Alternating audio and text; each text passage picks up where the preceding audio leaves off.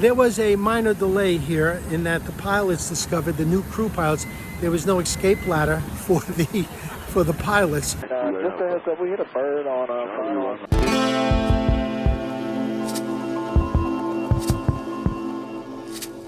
Every flight is different, and although I've brought this exact route and airline to you before, it will have its own distinctions to set it apart from the last one. We'll start off by following my dad, a regular on this channel now, at the Vero Beach Regional Airport, where he's going to get a pre-flight lunch at CJ Cannon's, the airport's southern-style restaurant, which also pays tribute to aviation history in a beautiful way.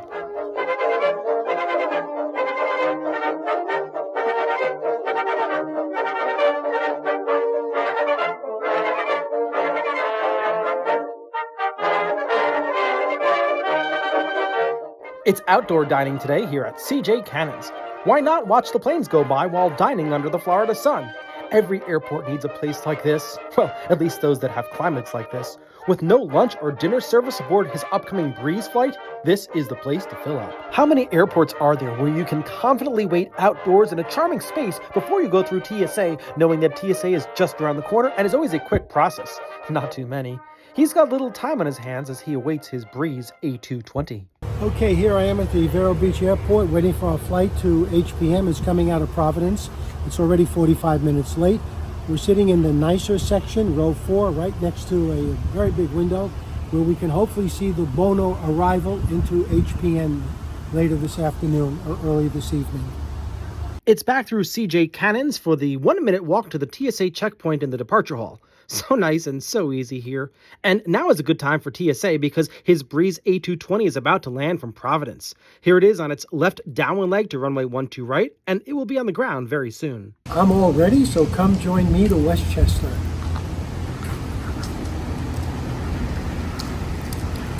Dropping off the bags and then heading to Westchester. And here's that A220 that you saw on the downwind leg. It's late from Providence, and unfortunately this was not a quick turnaround because something was noticed before boarding. Okay, we're finally boarding our Breeze flight to HPN. There was a minor delay here in that the pilots discovered, the new crew pilots, there was no escape ladder for the pilots because the windows on this plane did not open. The previous crew didn't notice that, and they told.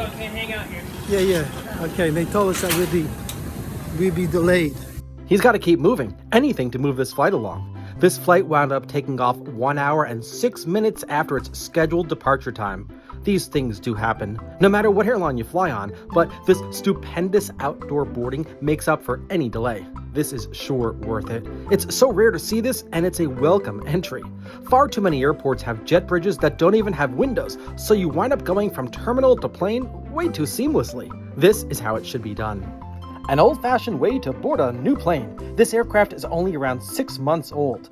The Vero Beach Airport can accommodate 2 Airbus A220s on the ramp at the same time, and the ramp is very close to the building, but not up against it. Jet bridges here would be rather long, especially for the western parking spot, but with great Florida weather and beautiful new planes, who needs them?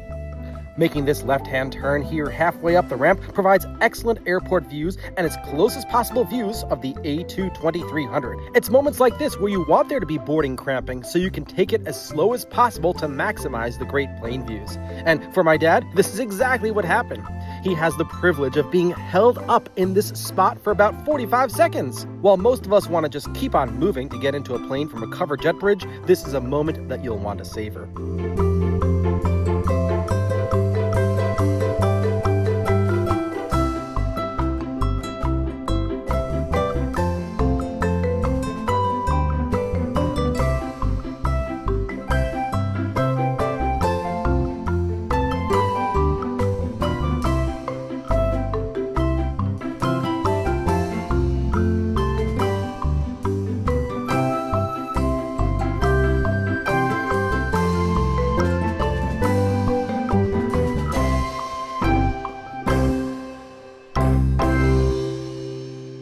Okay, this flight is running late, so it needs to get out quick. We're going to move right along to the point where the pilot contacts Vero Beach Ground Control for taxi clearance to runway 12 right.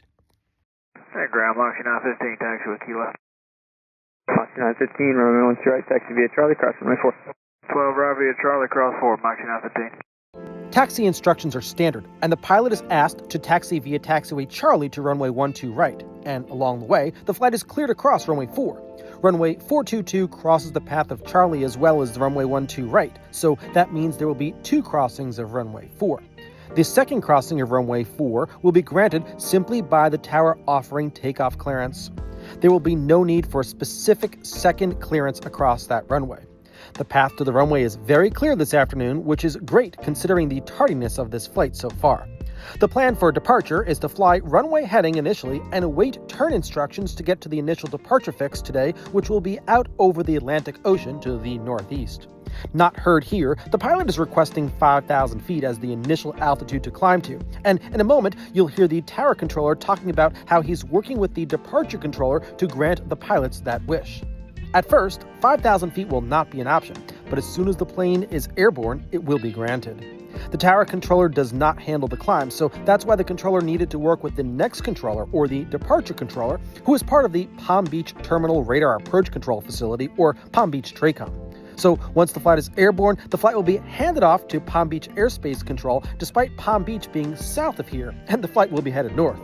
The Palm Beach airspace simply reaches as far north as Vero Beach. And in what many may seem to be counterintuitive, as the plane leaves the low-altitude Palm Beach TRACON airspace, the flight enters the next sector of airspace for high-altitude flights, and despite heading north, the name of that sector is called Miami Center. Obviously, Miami is even further south than Palm Beach, but the entire southern half of Florida, the part that this flight climbs into, is controlled by Miami Center. Here's the first crossing of runway 422. Pay attention to the second crossing while on the departure roll.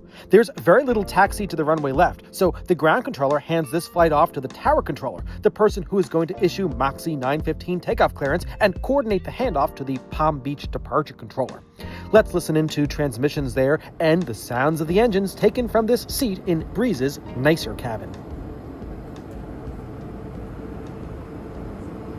Moxie 915. I cannot get the 5,000 from Palm Beach. They won't answer. Flighting of 120, runway 12 right, clear for takeoff. I'll give you an early switch. Maybe you'll have better luck. Alright, 120 on the heading, 12 right, clear for takeoff, Moxie 915. Late 663, caution runway turbulence for that departing Airbus. Runway 12 right, clear touch and go, then make right close traffic. 2 right, clear touch and go, wake turbulence, make right close traffic, about 663. Heavy tower, by 204, take to the west, requesting full stop for Kilo. Runway 204, Vero Beach Airport, follow the Cherokee ahead on the 6-mile final, make straight in, runway 12 right. Traffic in sight, straight in 12 right, runway 204.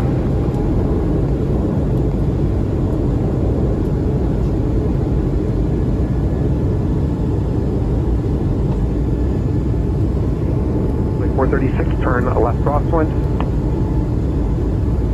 We're going to make this a full stop, Skype 436. Roger.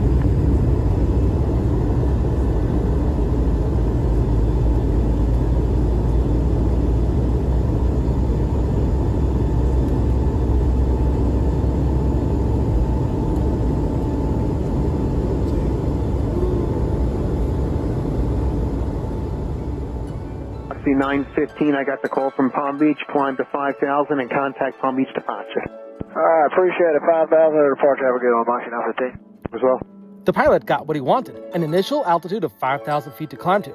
Oh, and notice the small plane flying to the left at the waterline. It's now time to check in with Palm Beach TRACON. Yeah, Palm Beach, Moxie 915 is 1.3, climbing 5,000, 120 on the heading. 915 Palm Beach departure, radar contact, turn left, heading 060. 060, Moxie 915. To make things quick and efficient, a left turn to 60 degrees was issued right away. This is exactly what this flight needs, a fast way to get to its departure fix to the northeast to make up for lost time. The strategic seat selection of a seat on the left side of the plane is paying off in this climb, as the left side provides great views of the Indian River, which is part of the Atlantic Intracoastal Waterway System. It forms the barrier island, and we're about to get some great views of the central business district of the beach part of Vero Beach. What a great view down there.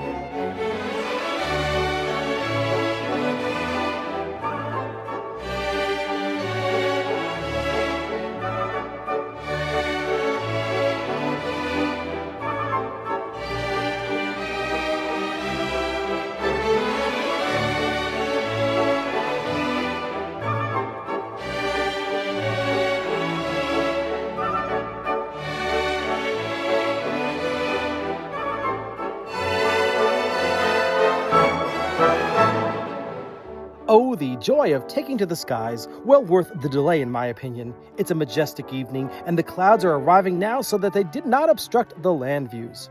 We'll resume ATC comms on approach, but the controller will hand this flight off to Miami Center to get clearance to higher altitudes to the en route phase of flight.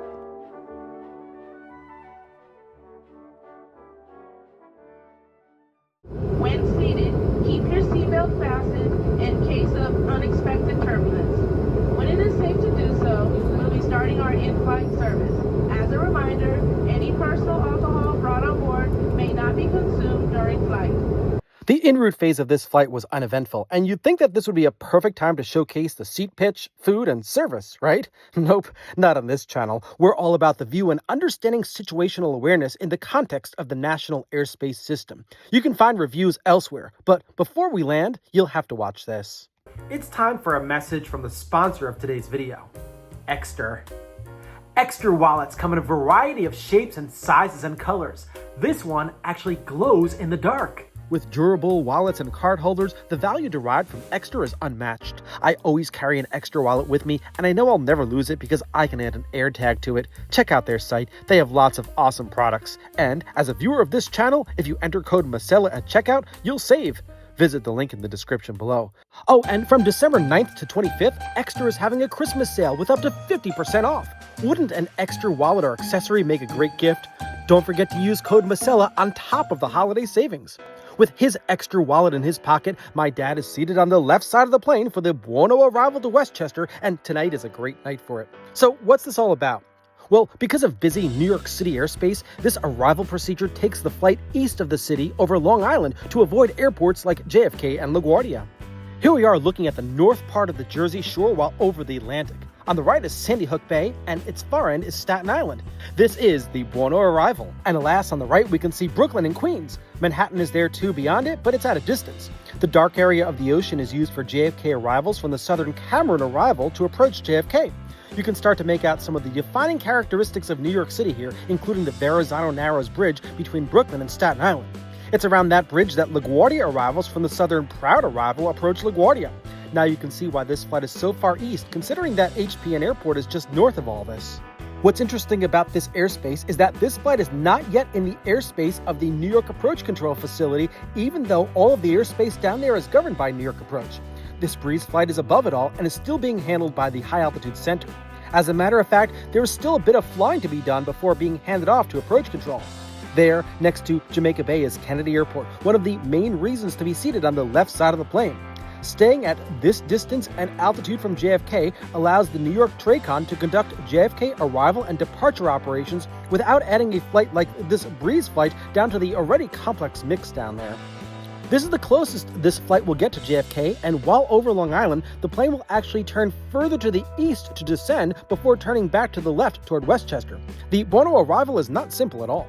Oh, and inside the plane, the cabin lights are on because the flight attendants are preparing the cabin for landing, so apologies for the difficulty seeing out. Night flying as a passenger can be a challenge. The area before JFK is Nassau County as this flight approaches Long Island's South Shore. The flight will continue pretty far into Suffolk County before turning back toward Westchester. With good visibility, passengers on the other side can probably see the end of Long Island out there. It's just too bad for those cabin lights. Despite the lights, you can see how populated this area is and how much bigger the New York metropolitan area could be if there wasn't so much water down there. Nassau County in the foreground has a population of 1.4 million. Brooklyn in the distance has 2.7 million residents, and Queens has 2.4 million. Because of the need to transport all these people and more by air, we are where we are, avoiding the busy airspace directly above the city. In this view, the flight is about halfway into Long Island before reaching its north shore, but since the flight is still high, more time is needed to descend over the Long Island Sound, so the descent continues over Long Island in this turn to the east. The dark area is the Long Island Sound, and on the other side is the state of Connecticut. If you have no idea why we're headed this way and you can recognize things out the window, you'd surely wonder why we're moving away from the destination.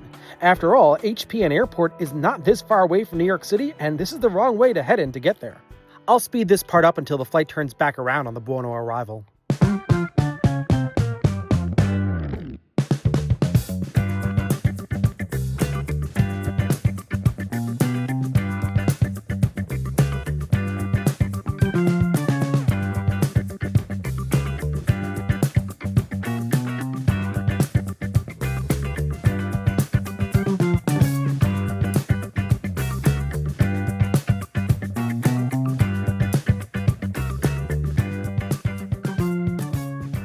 Now finally and completely clear of New York City major airport traffic, the flight finally turns back around to the left to head towards the west toward Westchester County Airport over Long Island Sound.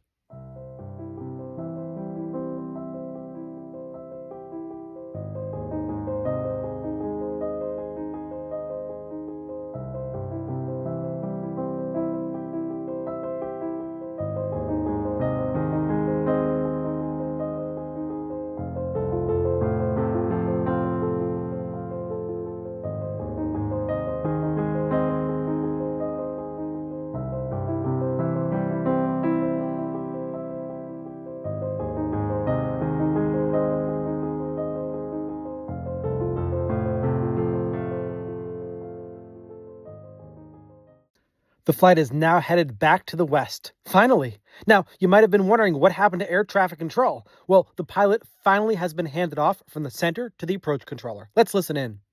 Enterprise Foxy 915 is 8.8 descending to 4,000 direct line. Moxie 915, New York approach, go direct to tug me, descend to 2,000. All right, direct to tug me down to 2, Moxie 915. Tug Me is a fix on the RNAV Yankee runway 34 approach, the approach that this flight will be flying tonight. It's located over the Long Island Sound, south of Stamford, Connecticut, and north of Oyster Bay in Long Island. However, the pilot isn't ready to go directly to Tug Me, so he requests a heading. Any chance for a heading for now, Moxie 915? 260.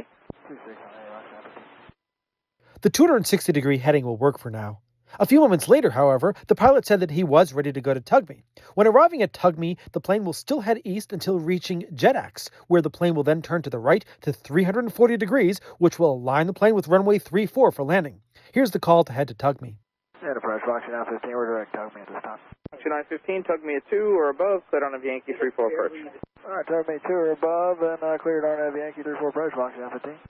Moxie is now clear for the approach and can turn right when reaching JetX. The view on this side of the plane is the north shore of Long Island. In the distance, you can see planes being vectored to approaches at JFK. The remaining turn to the right will occur without any commands from ATC, since this flight has been clear for the approach. This A220 is over the middle of the Long Island Sound, and once past the panhandle of Connecticut, a right turn will be made to fly to the runway. Landfall on the mainland U.S. side, the right side, will occur at Portchester, New York in Westchester County, near the border with Fairfield County, Connecticut. We'll move forward to the right turn now. This is the turn towards the runway. What I'm looking for is New York City, and that will be visible in a moment as the left side of the plane is faced with a western view in the turn to the northwest. New York City really isn't that far away, but this flight went far away from it to avoid the other airports. We can see the intensity of the lights increasing in the distance as western Nassau County leads to the very dense borough of Queens. As Manhattan comes into view on the horizon, Moxie 915 is asked to contact the control tower at the Westchester County Airport. Moxie 915, Terry 1857, good day.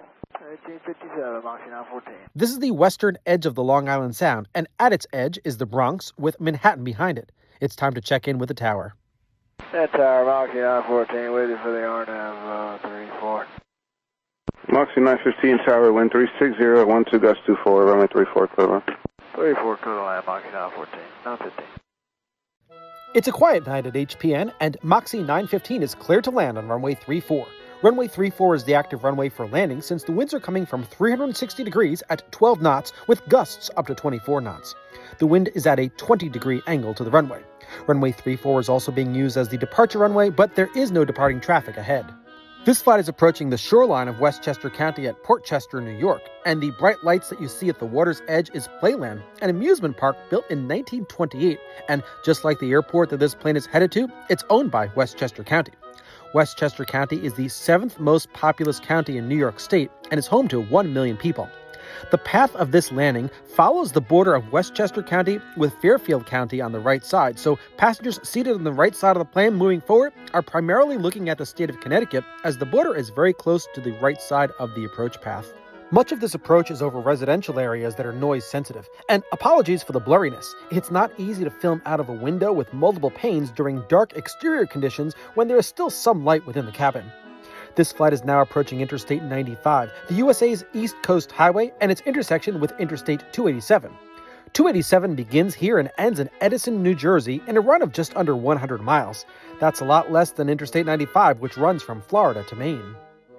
At the intersection, there's a cluster of businesses, and it's all homes on short final. As the flight gets closer to the airport, the skyscrapers of downtown White Plains, New York will be visible. Westchester County Airport is often referred to as White Plains due to its close proximity to the city of 60,000. Now, this is going to appear to be a completely normal approach. The runway is ahead, there are a few gusts of wind to deal with, but everything is standard. That's except for one thing. Somewhere on the approach, and it could be anywhere, this A220 hits a bird. While details about this are minimal, this plane will continue to land on runway 34 and taxi to the ramp to deplane its passengers normally. Bird strikes occur more than 13,000 times each year in the United States. In some years, that can reach 17,000, so it's surely not an uncommon event. Bird strikes can lead to damage on the aircraft, and in this case, I don't know if any damage was noticed upon landing. So, how do I know that this plane hit a bird? Watch this video until after the landing, when the pilot comes on the radio and says that he hit a bird on final. That's all the information I have.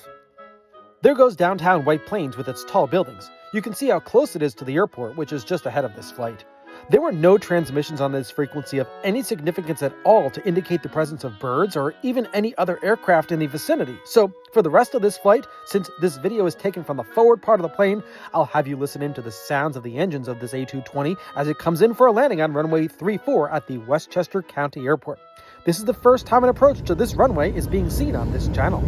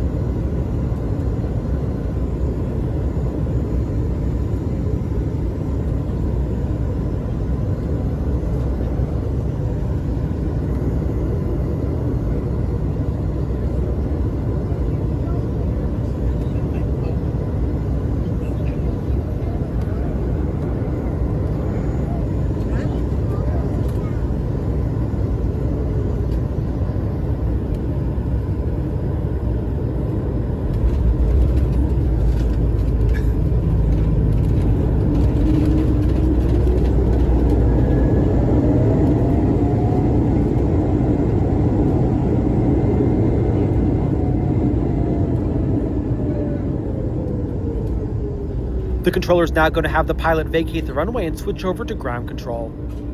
Moxie 915, right when able contact, ground your gate. Alright, right turn 1 over to ground. We'll see you Moxie 915.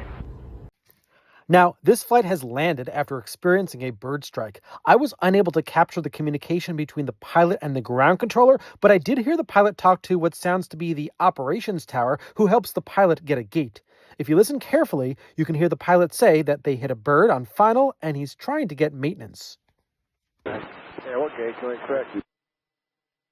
Gate 1. Alright, gate 1, and just a heads up, we hit a bird on final on trying to get maintenance over here. That's all I know about this bird strike. Everything else seemed normal, including the welcome announcement from the flight attendant. Welcome to White Plains, where the local time is 7:26. Please remain seated with your seatbelts fastened until we arrive safely at the gate and the captain turns off the seatbelt sign. Also be careful when opening up the overhead bins, as I've said, tendency to shift during flight. If you can reach your mobile device, you can now use it. And for those guests needing special assistance today, such as a wheelchair, please remain seated until the majority of the passengers have deplaned, as wheelchairs will not be available until the end of the deplaning process. This is going to allow us to better assist you. On behalf of this Orlando and Vero Beach crew, it's been our pleasure having you on board this evening, and we look forward to seeing y'all again soon. Thank you. Well, that's the end of this journey. I hope you enjoyed flying with my dad on Breeze today. I know that I certainly felt like I was with him the whole way from Vero Beach to Westchester. On this channel, you'll see more videos on Breeze soon. It's always a toss-up between Breeze and Delta, and we just go with whoever has the better airfare. This season, it seems like Breeze is the winner in that category, although a few months ago, Delta was significantly cheaper than Breeze, which is why you've been seeing many Delta videos. For me, with Delta making high-level status harder to get after being a diamond for so many years, I feel less special and now choose to fly with whoever has the best price, so you'll be seeing both carriers. In any case, thanks so much for watching this video. Of course, there are more to come soon. Don't forget to check out the link to the Extra products in the description, where you can use code MASELA for further savings to Extra's Christmas sale. And subscribe to this channel if you don't want to miss the next flight. I've got a Patreon link down below too, so if you want your name to appear in a video, check it out. See you all very soon, and happy holidays!